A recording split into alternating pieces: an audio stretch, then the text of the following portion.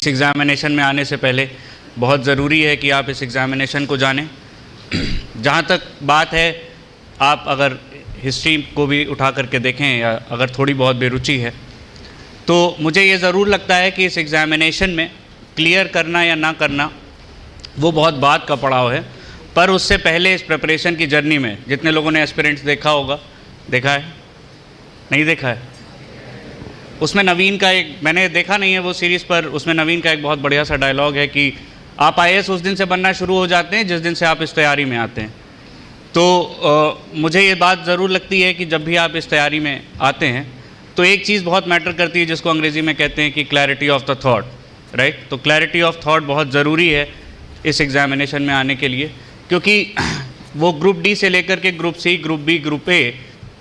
Actually में division perks को लेकर के नहीं है, प्रिविलेजेस को लेकर के नहीं है, सैलरी को लेकर के नहीं है, ये डिवीज़न सोच को लेकर के है। तो सिविल सेवा में आना अपने आप में एक सोच है। चंद्रगुप्त के पास में एक सोच थी, तो चाणक्य के साथ मिले और उन्होंने नंदास को उस दौर में शिकस्त दी जिस समय नंदास अपने पीक पर थे। बाद में आप हिस्ट्री में और भी एग्जांपल्स देख सकते हैं, चाहे वो स्वामी विवेकानंद को गुरु मिले हों या फिर अभी रिसेंट में अगर मैं एग्जांपल कोट करूं तो डॉक्टर एपीजे अब्दुल कलाम के एक बहुत स्कूल टीचर हैं और अग्नि की उड़ान नामक किताब में उन्होंने बहुत जिक्र किया है उनका, कि उन्हें स्कूल के टीचर ने उन्हें पहली बार दिखाया था जब उनका क्लास में मन नहीं लग रहा था, तो उनको बाहर घुमाने ले गए थे और उन्होंने दिखाया था कि बर्ड्स कैसे फ्लाई करते हैं। और वो उनकी मूवमेंट में टर्निंग मोमेंट था जिस दिन से उन्होंने सोचा था कि इस फॉर्मेशन कितनी खूबसूरत है, तो मैं जीवन में कुछ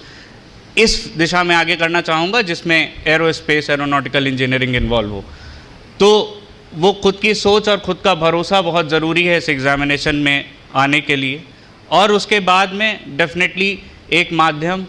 जो गाइडेंस के तरह से कहा जा सकता है, ताकि आप इस जोन ऑफ एग्ज़ामिनेशन में बने रहें। डेफिनेटली बहुत सारे लोग ऐसे हैं जिन्होंने इसमें सेल्फ स्टडी से करी है, या हर तरीके के लोग। सबसे बड़ी खूबसूरती इस एग्ज़ाम की ये है कि चाहे आप किसी भी सामाजिक,